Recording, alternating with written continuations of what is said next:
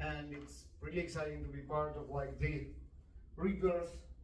And yeah, so we're going to talk about DevOps of all things, and as it was supposed to be like a Java user group, I expected developers to be here, but I understand that it's maybe not the case. What are you doing, guys? Who are like developers of any kind? Oh, okay, fine. I don't know why I mean, it's probably something you said about like. Because we develop and we do DevOps too. Yeah. Okay, excellent. All right. So if you are developers, you are right. You're in the right place, and it does have to be Java because the general definition of what DevOps is and how it relates for developers are obviously true for any stack or any programming language. Okay, we're going to do something fun. I'm going to tell you my conspiracy theory. And the conspiracy theory is, now hear me out, DevOps is an elaborate plot by ops people to make us, the developers, work harder. I hope we will end up somewhere here in like more realistic theories and not like QAnon and stuff.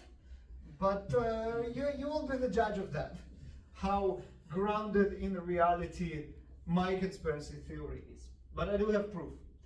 Before that, my name is Baruch. I'm at Baruch on whatever social media of the week, X, Mastodon, Blue Sky, or whatever it is. I'm developer productivity advocate at Gradle. You'll see, I'm one of you. I'm a developer at heart, did Java development for many years, and then with JFrog we kind of pivoted to DevOps with the entire company, and now coming full circle, helping developers be productive with developer productivity engineering. I co-author a couple of books, DevOps tools for Java developers. Well, that's kind of my sweet spot, Java developers and DevOps tools, and the liquid software, how to release better in a modern world, right? So yeah, this is a very nice chart from an amazing book, very important book called The Culture Map. If you're working in a multicultural company, and you are, because all of us, this is a very important book to read. What I wanted to point here on all this is the most emotionally expressive and confrontational people are from Russia and Israel, and I managed to be from both, so I'm sorry in advance for any, like, if I offend you in any shape or form. I'm not really sorry even, it's that bad. Okay, the most important slide of this talk is this one. If you go to speaking.jbaruch, you will find a page dedicated to this talk. It has the slides already there, all the links, that everything that I'm going to talk about, including the books and the culture map and everything else. From now on, everything is going to be there as well. The video, I recorded, and I hope everything will be fine with the recording. And as I mentioned, all the links. Now, in case you forget the website, it's on the bottom of every slide. Together with Jack Quebec, I invented a hashtag for you. You didn't have it, but now you do. And the DPE, Developer Productivity Engineering, and Java. Okay, so that's like all the nomenclature that you had to know. So yes, as I mentioned, developer many years ago, and then kind of went from there.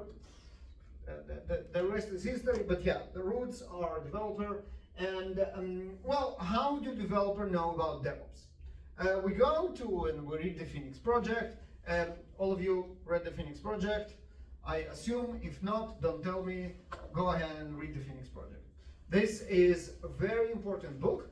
It's actually a knockoff of another book called The Goal. Now, The Goal by Eliyahu Goldratt, and you know where to find the links, right? It's right there. The Goal by Eliyahu Goldratt was an explanation of manufacturing theory called the theory of constraints in a way of a novel. Now, two amazing gentlemen, Oh, I'm terrible with names, I keep forgetting the names. The authors of the Phoenix project will come back to me. Or not. They basically took the same idea and wrote a book about DevOps. Now, the idea is the same as with theory of constraints. There is a company in peril. One of the employees kind of invents a theory, a practice that will save the company. In case of the goal, it was manufacturing in the 70s, and they came with the theory of constraints. In case of DevOps, is the whatever parts unlimited company that sells automotive parts, and they invent DevOps and wins. To understand where, getting back to my conspiracy theory, to understand who invented DevOps, let's look at the main characters in the book. So they're all here. We can only look at the cover and judge the book by its cover. Let's judge the book by its cover, right? So Patty, she is the director of IT service support. Obviously, it's an ops, like IT. Ves, director of distributed technology ops. Sarah, she's in marketing and sales.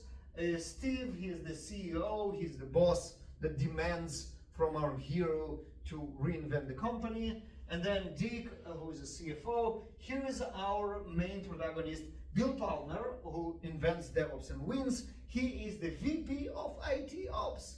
He's an ops guy who invented DevOps, basically, in this book at least, right? Eric, board member. So the thing with Eric read The Goal.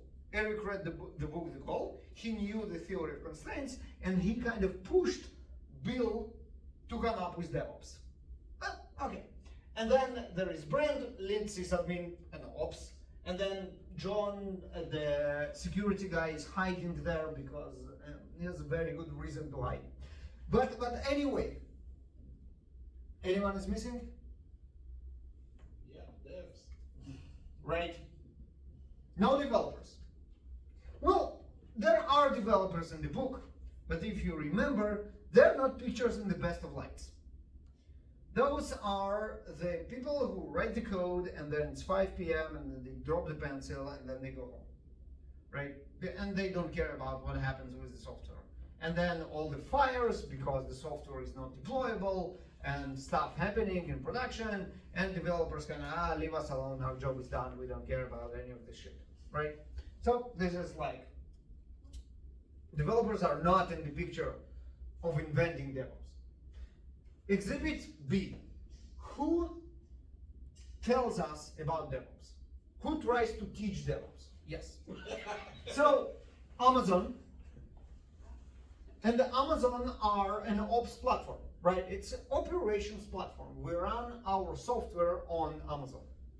And we build our software with Amazon, we run our software on Amazon. It's an operations platform. Atlassian, the software, the DevOps company. GitLab, CI/CD platform, ops concept. Microsoft, Azure, same idea, ops platform. Who else is here? Target, journalist, fine. Wikipedia, I wonder, it's like on the second page. That's like, Synopsys, it's ops software. Logs.io, observability, obviously ops concept. And then IBM here is also an ops platform with their like Kubernetes offering and whatnot. You see? People who push us the idea that DevOps is important are all ops. It is what it is. Now, this is one part of my conspiracy theory. Ops trying to sell us DevOps. Why? Let's ask why. Now, what is DevOps, modern DevOps? Well, here is a question in Quora. As a Linux system administrator, how do I shift my career to DevOps? And then there is a DevOps trainer, trained for like 10 years explaining people what DevOps is, and Disha goes like, okay, you basically learn about a bunch of stuff, Linux fundamentals, cloud computing, AWS, and something that it's called Gits. And then if you learn Gits and everything else, you become a DevOps, whatever, DevOps something. And you used to earn this much, $37 an hour. After you learn Gits and AWS, Now you earn $61 an hour, which is nice. All you need to do is rebrand yourself as DevOps engineer, and you're good. So maybe it's because of money, and you know what? Once you have a hype around a new career path, next thing you know, there are tons of demand for it. We are like economy downtime, 500,000 people got hired from IT, still 20,000 open positions for DevOps engineer in the United States. And then, next thing you know, hey, let's make more money out of it. Let's make now certifications and courses out of it. It looks like it's a booming industry, this entire DevOps thing. So maybe this is the reason? Well, not really.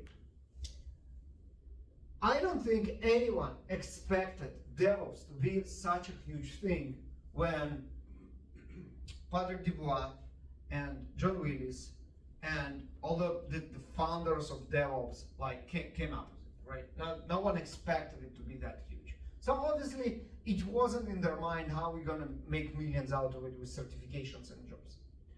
There was something else. This is your DevOps Infinity Loop. And this is like the normal stuff. You plan, you code, you build, you test, you release, you deploy, you operate, you monitor, and then run again. Now, for developers, this looks very familiar. Like what? It's that, right? It's the agile circle. It's exactly the same plan, code, build, test. But what they did, the ops people, they came to us and they said, okay, you do all this, but you also do all this. How about that? This is what you used to do. Let's add to it all the ops constraint, all the ops work, like release, deploy, operate, monitor. This is all ops. And we'll get DevOps that you developers have to participate. So I have proof for that as well. This is the most important document in the DevOps world. The DORA is the DevOps Research and Assessment Institute. And they do this State of DevOps report. Now they're part of Google. They run this State of DevOps report in which they ask companies to evaluate themselves on where they are in DevOps adoption. Now, this is a very interesting document, and obviously you can find it in speaking.jbaruch, but for our purpose, what's interesting is what do they measure? Because it will tell us what the people who really get DevOps think DevOps is. So this is, and disregard the numbers, doesn't matter, this is also old, but what I want to show you is what constitutes work for DevOps people, right? So there is new work, and obviously the idea here, the better you are in DevOps, the more capacity you have for new work, and new work is where the money is, obviously, so this is great. But also unplanned work and rework, remediating security issues, working on defects identified by users, and customer support work. This looks reasonable. This is something that we kind of can relate. But when we start reading what all those kind of items are, we find a very, very interesting definitions. Planned work, business projects and new features. This is spot on. This is what we do. But then, internal projects, server migrations, software updates. Well, this is not something that developers do. And then changes, driven by feedback on completed work, fine. And then unplanned work, support escalations and emergency outages. This is also not something developers do, right? This is all very fascinating, but for us, the developers, types of work are new features is writing code, refactoring is writing code, and bug fixes is writing code. There is no server outages crap. This is not ours. But it's right there in the DevOps report. So they manage that. They not only told us that, hey, start doing this ops stuff, they also measure us now by the success of the ops stuff, which is obviously not what we used to do. So here you have it. I hope by now you're convinced that DevOps is a plot by ops people to make us, the developers, work more. The truth is out there. Okay, so DevOps is not our job. What is our job? There are a lot of definitions of what the developers should do, what their job is. One of them is software craftsmanship. There are a lot of issues with the name and the authors and whatever. They get cancelled this week and uncancelled next week, whatever, it doesn't matter. In the end of the day, what matters is this list, which is very solid. I think every developer, in the end of the day, can get behind those definitions, regardless of the personality of people who wrote them. Because yes, we not only work in software, we also want well-crafted software, better software, not only responding to change by adding value, of course, not only individuals, but community, not only customer collaboration, but productive partnerships. This is profound and good list, but it's also very generic. If we break it down, we can get software craft person definition of done. Bullet items out of this manifest, right?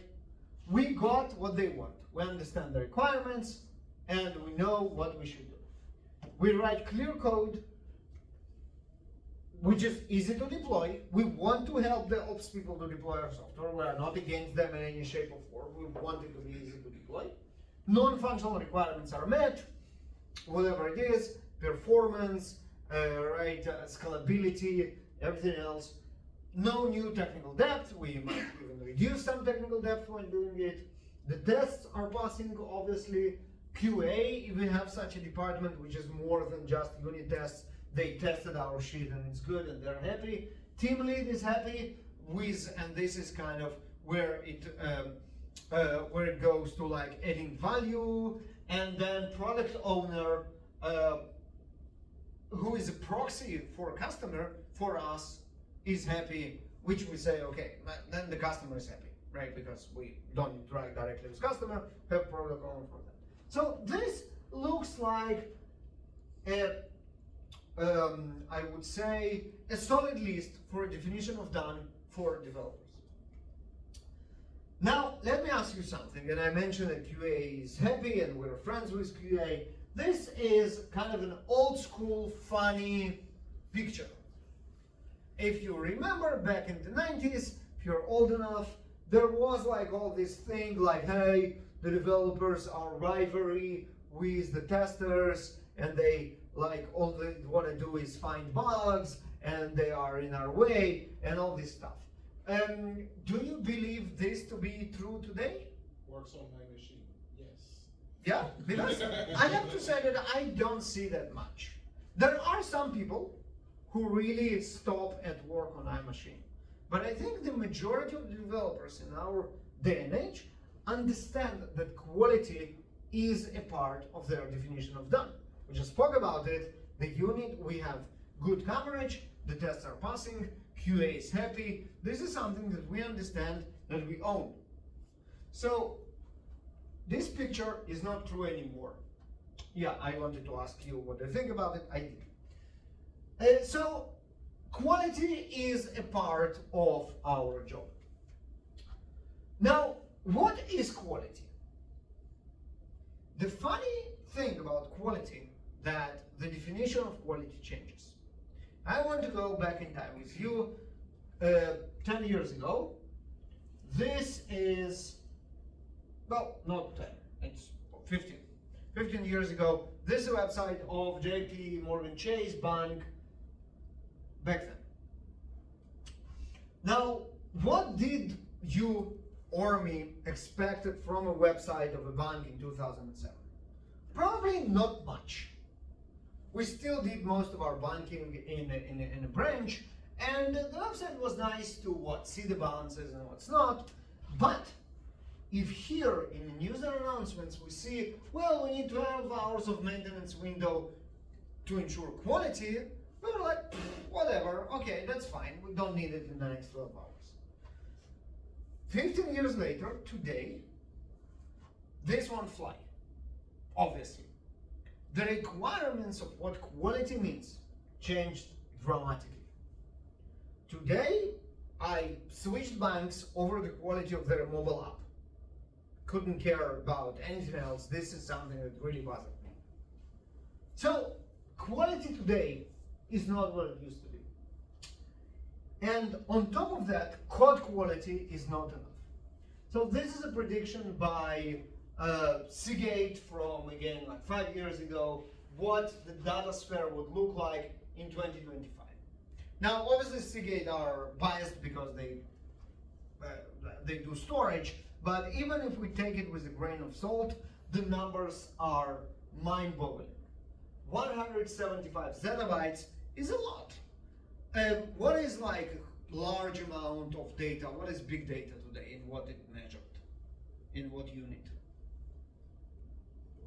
Like when you think about like Amazon and Google, what are their like units? Petabytes. Petabytes, right? Now zettabytes is not the next one. The next one is, I forget, but zettabytes is one after. Okay. This is a lot. And it means that data, big data, comes to almost each and every project now. What it means for us developers de facto is our staging server is dead. What was the idea of the staging server? The idea of the staging server was, here we have an environment which is exactly as our production environment, but it doesn't have like it's not public facing, so we can see if the software works before we take it to production. But it's unrealistic and impossible for more and more companies today to set up a server which will be like production for testing only because of the amount of data, because it is very, very expensive. So what do? Fuck it, we test in production. This is what we do. There is a nice term for it that's called controlled layout, or also progressive delivery. What it actually meant is we are going to throw untested software on our customers and see how they're doing. They will probably report the bugs back to us. Now, if you think that this is a very cynical way to look at what progressive delivery is, a lot of terminology in the progressive delivery kind of concept gives it away. My favorite is blast radius. Blast radius means we throw in a grenade and we hope that not a lot of people will get hurt. This is why we try to reduce the blast radius. This is like this very profound terminology. We actually know that it will be bad. We just want to minimize the damage. But we know for sure that it will be bad, right? So this is where we are now because there is no way for us to test everything before it goes public as we used to do. Now, remember that we just spoke about kind of an almost a consensus about quality being a part of our definition of done. If the quality is a part of our definition of done, and the only place in which we figure out whether the crap that we wrote works or not is in production, it means that production is now part of what we have to do or deal with. And that means that we need to be there when the shit hits the fan. We need to be there for this blast radius to see where are the bugs that we wrote meet the customer in the middle of the night. And that means that there is a new item in our definition of done. It's DevOps ready. Because when the rubber hits the road, 3 a.m. in the morning, we need to be there to be able to do something if a bug is discovered that wasn't discovered before because we don't have the staging server and we test in production. Now, what does it mean? What does it mean DevOps ready software? Or in the more familiar term, a cloud native software. That's exactly the same thing, basically. We have a clear deployment plan. When we are at 3 a.m. in the morning and we need to deploy a new version, someone needs to know how to deploy this correctly, right? Stable and fast build. This is critical. We are going to fix this bug, and then we need to be able to build the software in order to deploy the new version. It has to be very, very stable and very, very fast. Stateless, now we're suffering from a load, and we need to be able to scale it. Stateless helps. Fast startup and stop times. We need to kill the old version and we need to deploy the new version as fast as possible. Observability. It would be nice to know that we have a problem before people start to shout out on us on Twitter, right? So we might observe what we are doing. Feature flags. If we implemented feature flags, we might just turn off the buggy feature and then fix it. No one will actually use it and suffer, right? Backwards and forwards compatibility, we might decide to roll back, and then we will have newer versions of our modules, of our microservices that needs to know how to work with older versions, but also the other way around. Older versions that now need to work with newer versions that weren't in existence when they were written. So it needs to be compatible both ways, and event streaming either meets events so we can consume those events and see what's going on and understand what the problem is, right? So this is also now suddenly something that developers have to understand. And this is where it comes from. In the end of the day, this is the real reason. The real reason that developers need to care about DevOps is because they have to care about quality, and if they care about quality, there is no way around it. DevOps is something that helps the organization to provide better quality.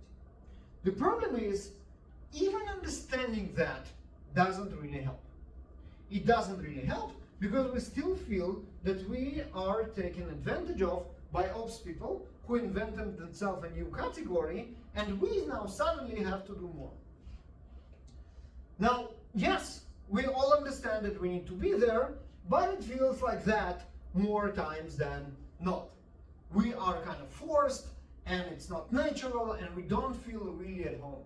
And this is one of the reasons why the whole DevOps engineer thing, and the whole DevOps certification thing, and the whole DevOps teams is still very much for DevOps people, because they do feel at home there, and we don't. So let's see what we can do about it. How we can go from this to this. Funny anecdote.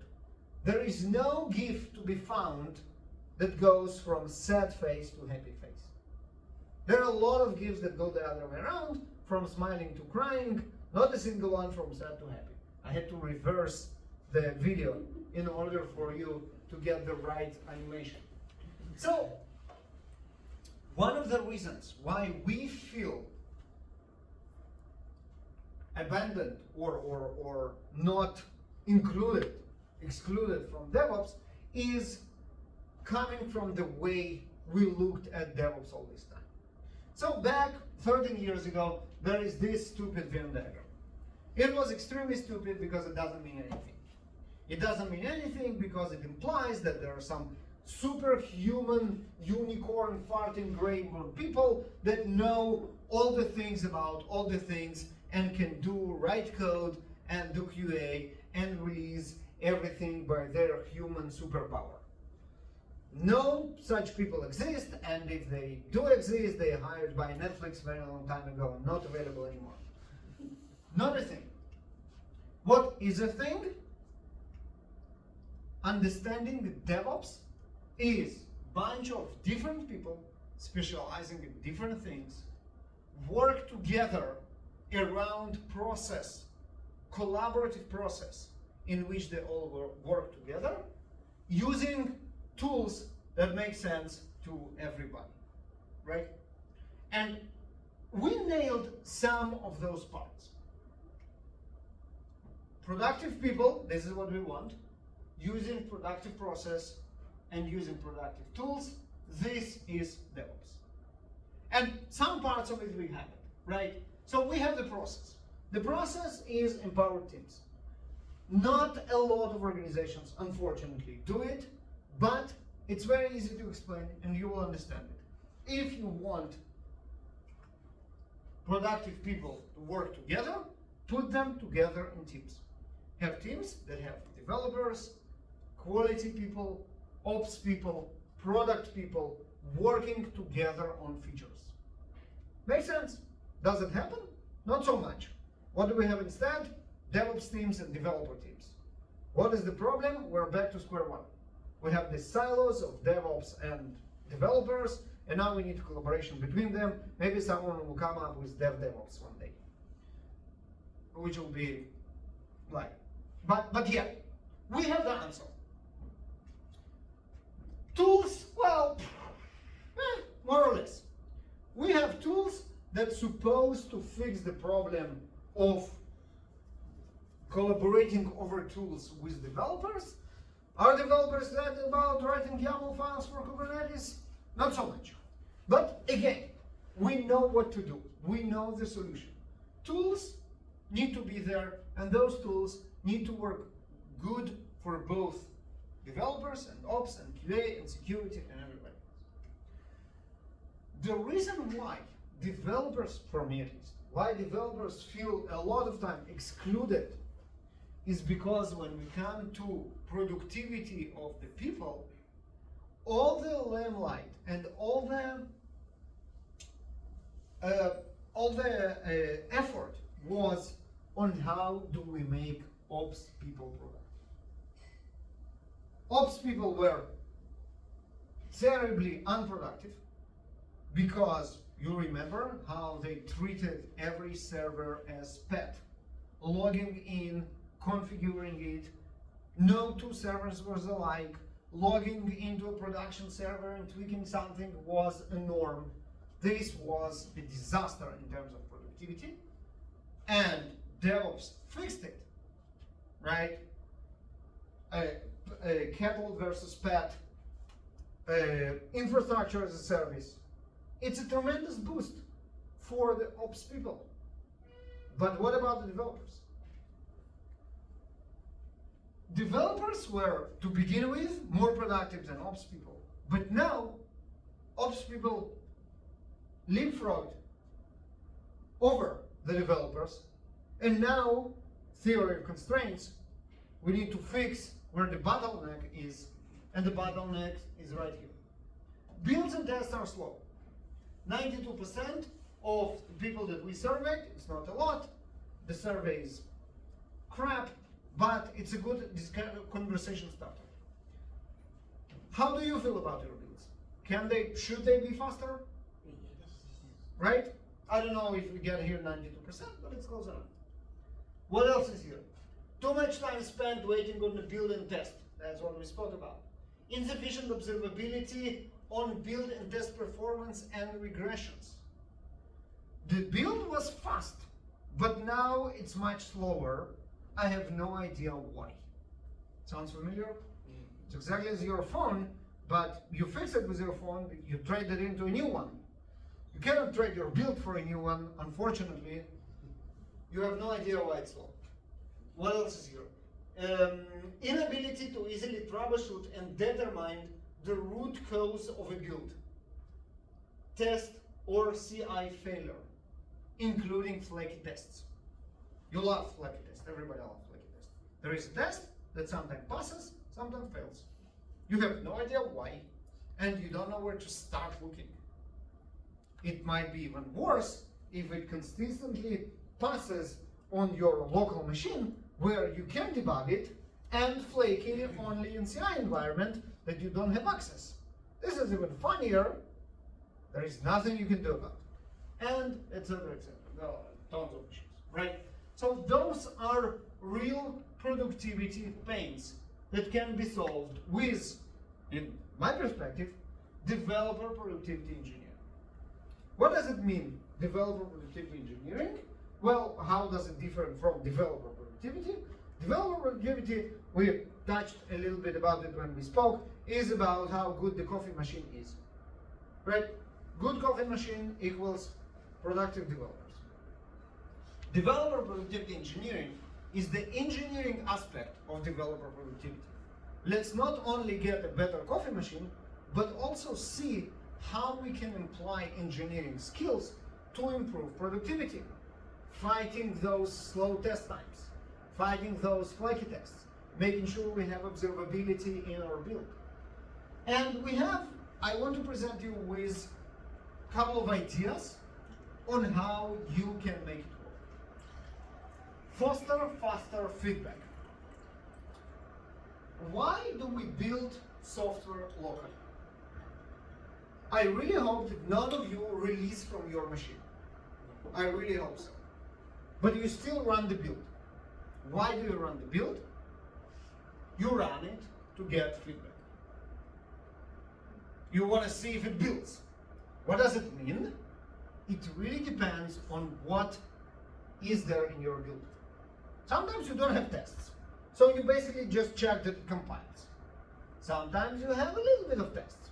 So you check that it compiles, but also test a little bit of business logic. Sometimes you have a very inclusive build. It compiles, it does tests, it does security checks, it does linting, it checks your code style, it does a bunch of stuff. This is the best feedback, but it probably takes forever. So what do? You skip tests, and you defer the longer feedback to your CI, and you say, I'm going to compromise on the quality of the feedback or quantity of the feedback and quality for the speed. Now, what I want to encourage you is do not compromise. Because the less feedback you have, the less productive you are. But also, the slower the feedback is, the less productive you are. You need both fast feedback and comprehensive feedback. So that's that. Eliminate toil. Toil is all this manual minutia that you have to deal with in your daily work. It can be anything that can be automated. It can be as simple as I have a Zapier tasks that automates my Kanban board when I do a pull request, it moves a ticket from one column to another. It saves me time, I don't need to log into Kanban anymore and move the ticket myself. Right, this kind of stuff. It can be automation around Slack, it can be automation around anything else. So basically, that's that. Collaborate through effective tooling. This is something that we spoke about in the concept of DevOps, the effective tooling and the collaboration using effective tooling. Do we do it for developers? Much less. That's exactly that.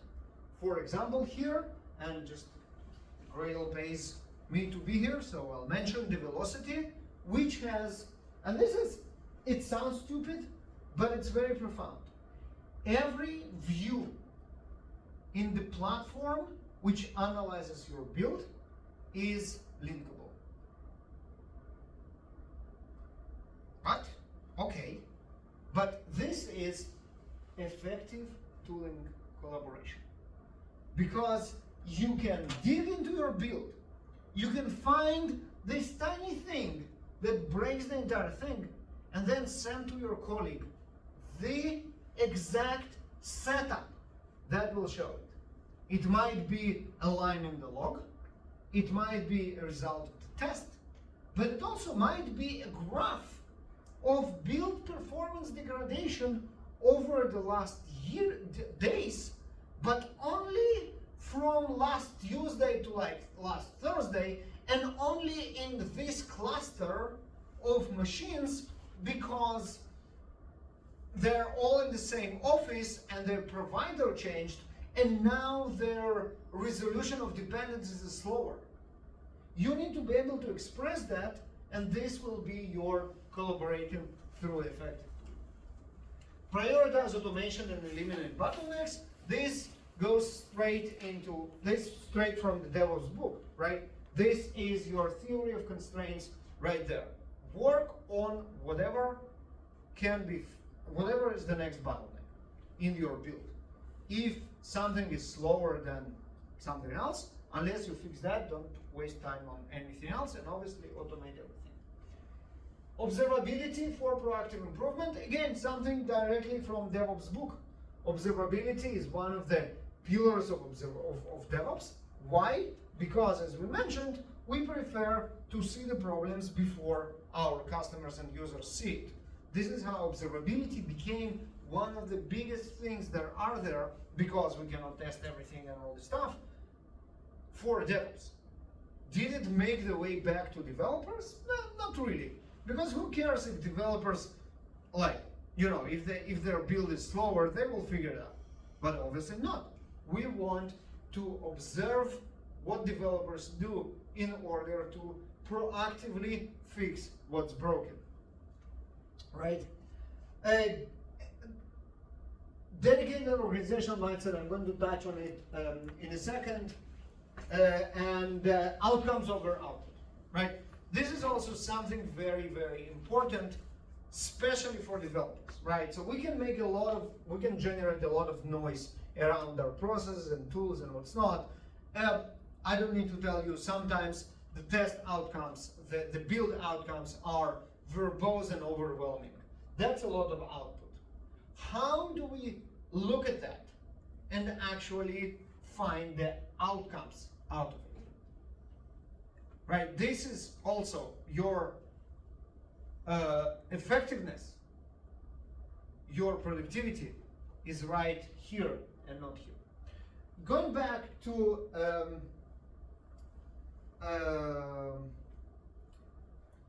organizational mindset. DevOps has everybody's attention. Everybody cares about DevOps for a very good reason. DevOps efforts affect the bottom line directly. In the end of the day, DevOps is about money, or for the majority, for the for-profit organizations, or any other bottom line metric for other organizations, like whatever. Why? I see your puzzled look. How DevOps has to do anything with money? Well, we spoke about how getting to production faster is important, because we are in competition. The next bank that wants my business need to release a better app and website sooner than the competitor. It's about quality, and we spoke about how being able to release better software is important, and DevOps helps with that. It's about security. Being able to release faster means faster reaction to security problems. DevOps is all about business. How about developer productivity engineering? Not that obvious. I can claim how developer productivity engineering saves money. I can tell you, if the developers lose their focus during the day because they're context switching because their build is slow, they lose time because they try to debug issues and they cannot find the root cause, developers waste time, and that means organization wastes money. But it's not as obvious as with DevOps. It's not that in the face that the entire organization will get behind developer productivity engineering. What we need here are champions that will champion the idea of developer productivity engineering. Making developers more productive will be their only focus. And there are companies, the best of them, who already embrace it.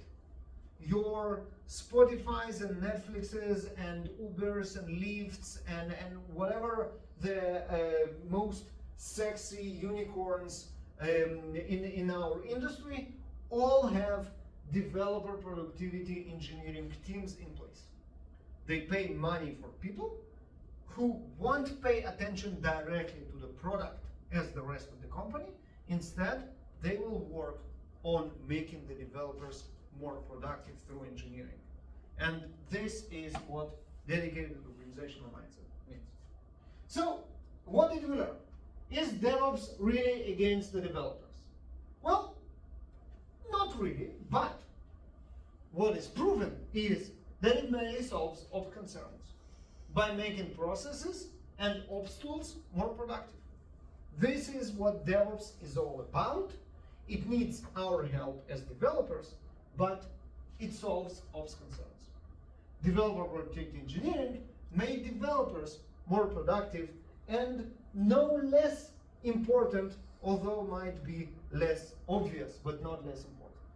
And this is how we bring the developers to participate in DevOps instead of hating it by saying, hey, we didn't neglect you. Your productivity is also important as the productivity of ops, and developer productivity engineering helps with that. So, learn more about developer productivity engineering by going to speaking on Baruch or scanning this QR code. It all goes to the same place.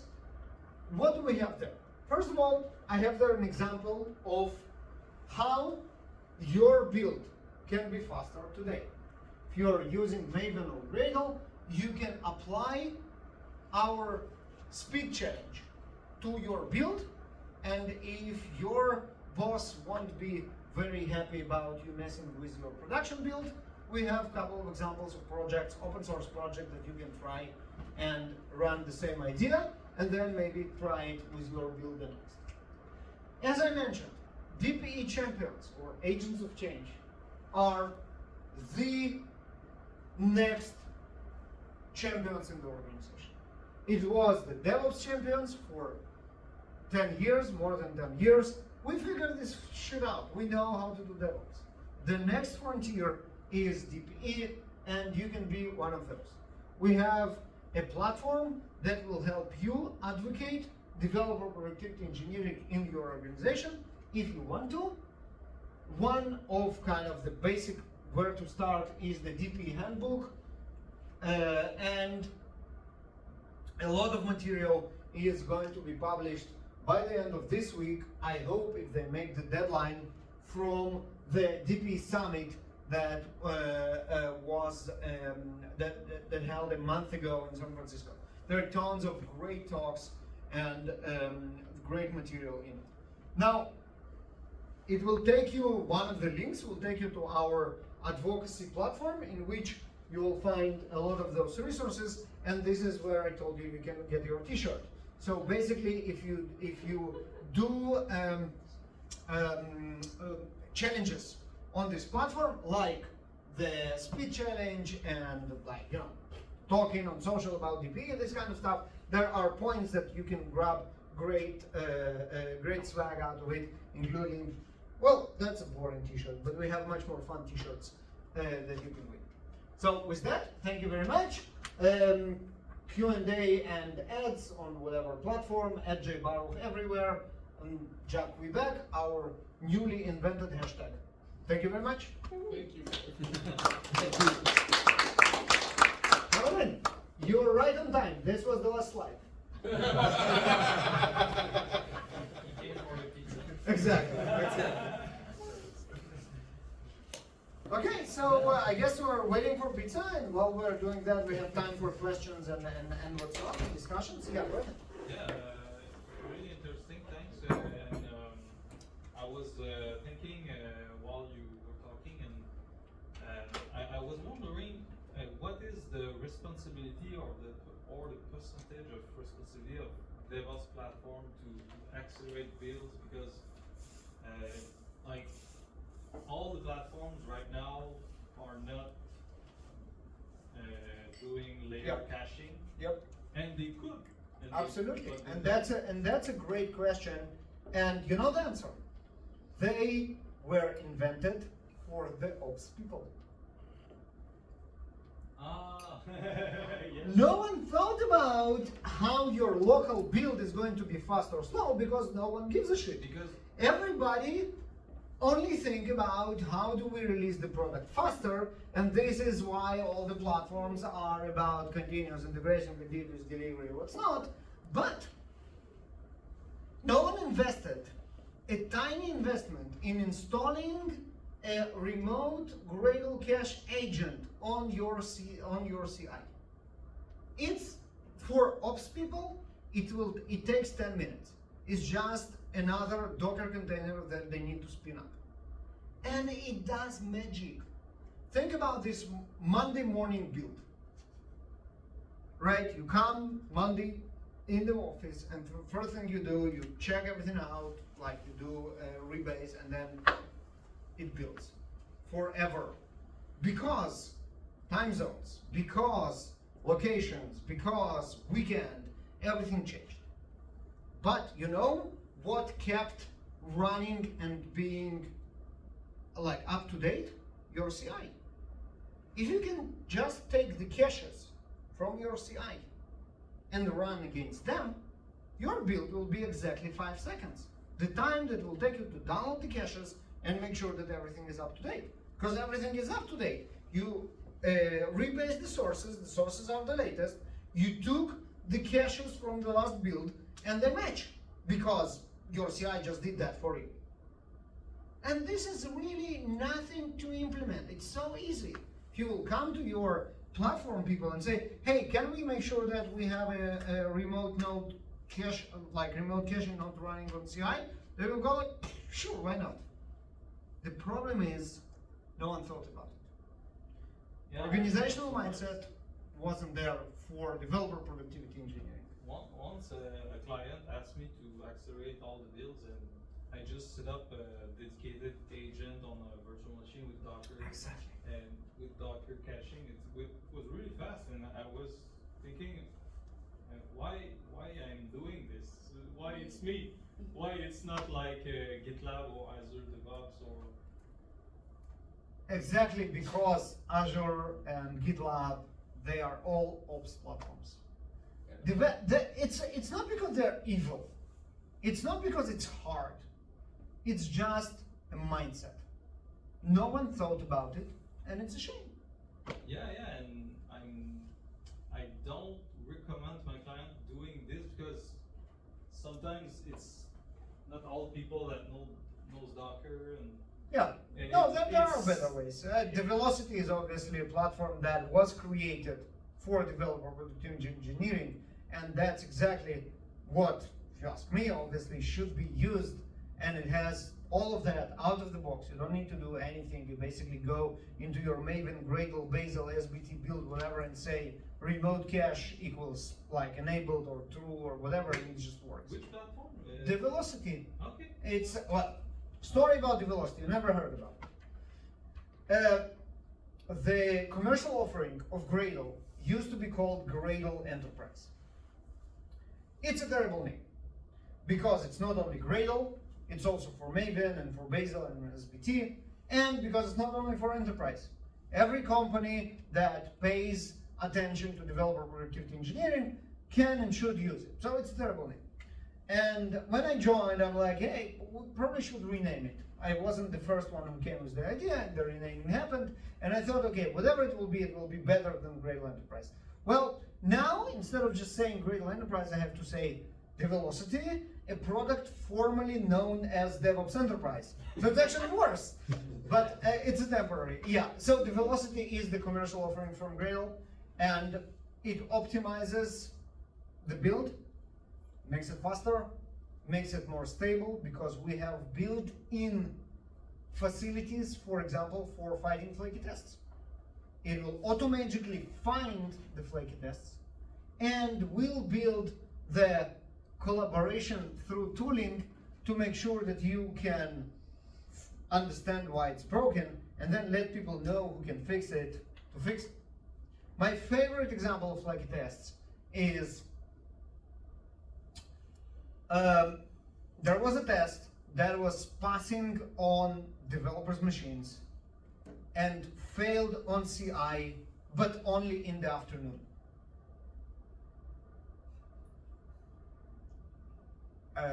Ideas why? Quotas. Quotas. Docker registry, Docker Hub. Yeah. Docker Hub blocked them. So everybody, all the developers work remotely. They have their own IPs. They don't run that many builds that they will block their personal IP. CI downloads those images all the time. In the afternoon, they run out of quota for the day, right? How do you find it? How do you even think about it? You look at the flaky tests part of the velocity, and it's right there. This is the environment that it happens. This is the time. After this time, it happens consistently. Go ahead and fix it, right? And you can also see the failures in the testing. It will tell you that it's blocked because you are over quota and what's not. So that, and then observability, right? You have trends. You can say, okay, no one actually noticed, but this week or this month, our build was on the average 3 seconds slower than the months before. 3 seconds is nothing, but we see a downward trend. We can look, compare performance between builds and understand why it's suddenly slower. There is a new plugin. Let's look what it does, why it's slower, and why it's not cached, for example. It's not cached because it's a home-written plugin, and the developer who wrote it didn't understand the concept of cacheability and didn't declare clear inputs and outputs that the cache algorithm can compare. How the caching works: if the inputs are the same and the outputs are the same, don't build this crap, right? But for that, we need to know exactly what inputs are and what outputs are, and we also need to filter out to normalize everything that is not affecting the inputs and the outputs, even if they are a part of it. For example, jar manifest file has a timestamp. If we just say the output of the jarring process is the jar file, it will never be cached, because everyone will be different from the previous one. The checksums won't match.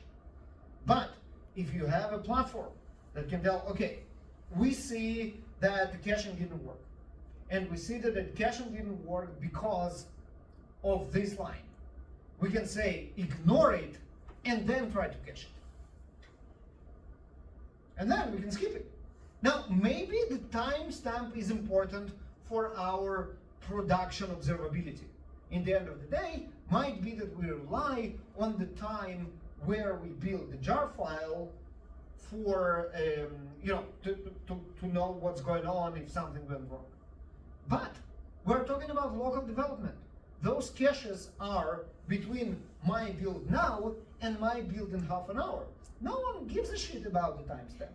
The CI will build the right jar anyway, and when it goes to production, it will have the timestamp. But between my two builds, I want to save those seconds of jars much more than I care about the timestamp, right? So it's a lot of stuff that you don't think about. Once you start thinking about, it's a lot of stuff that you will try to reinvent the wheel. Like you try to do the remote caching because you didn't think that it existed and you didn't know the best practices, and probably the whole caching with the inputs and outputs, you didn't get into it. Of course, was locked with Azure DevOps, so it was not. Yeah, right. So, but what I'm saying is, this is what we do for a living, right? So if you're like, okay, how do I optimize it? You can look at something like that. So yeah, no, but it's spot on. The platforms are not about developer productivity; they are about DevOps productivity, which, as you saw, is ops productivity. Unfortunately. I can confirm this. I, as a developer, work at Amazon. I mean, I'm an alien there. So there are tons of IT people and infrastructure people, and then there's me. Say, hey, have you thought about the apps? Who cares? That's their answer. My platform is running. Who cares? I don't give a shit. Yeah, and it's not because they're evil or anything. No. It's because this is not on their mind. This is all. And you know what? They will be happy to help. Because in the end of the day, a lot of it's still like ops stuff. Like, for example, improving CI. They just don't know how to improve it, so it will benefit us because this is not on their mind. That's all. And often they don't even know where to start. They don't know. They are not familiar with the development process, the development. Their life is not about the code. Exactly. Yep. Ours is. Yeah.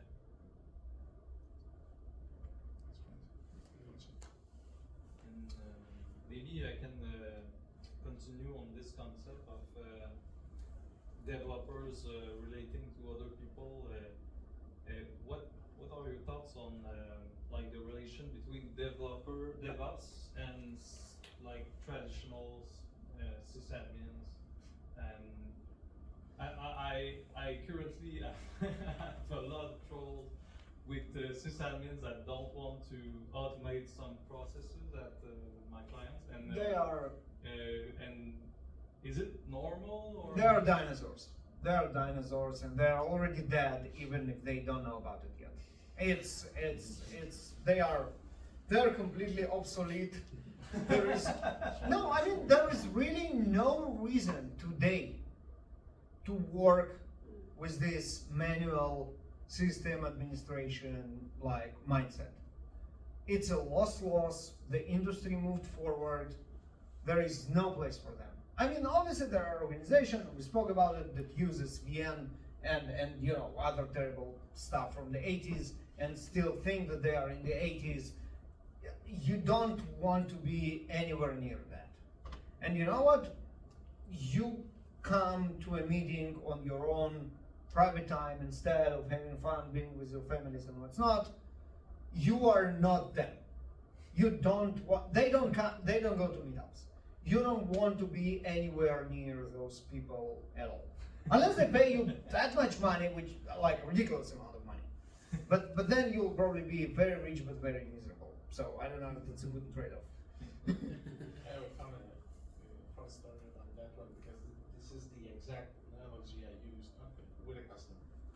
So I was paid by the boss to explain to them what was the DevOps journey that they had to take. They didn't want to take it. I'm doing that job for the last 20 years and I don't want it to change. So remember that one thing? I explained them that this is them, dinosaur, and this is me, the meteor, and this is my plan. Adapt or I will eradicate you. It's not so what the way they used to work is just not sustainable today. Just not sustainable with the new requirements of quality, of product, of security, it's just not, they cannot do it. It's like you're saying, you know what, I don't like this new computer stuff. It's too new for me. I will do everything on paper with my counting bits. Counting bits, that's like... Yeah, that's what it's called, right? I think. So, I mean, that's exactly that. They are those accountants with paper and counting bits that don't believe in Excel. That's that. And if you need to deal with them, I need to, but it's difficult, and I can relate to what you're saying. Yeah, and you're just, and there are two.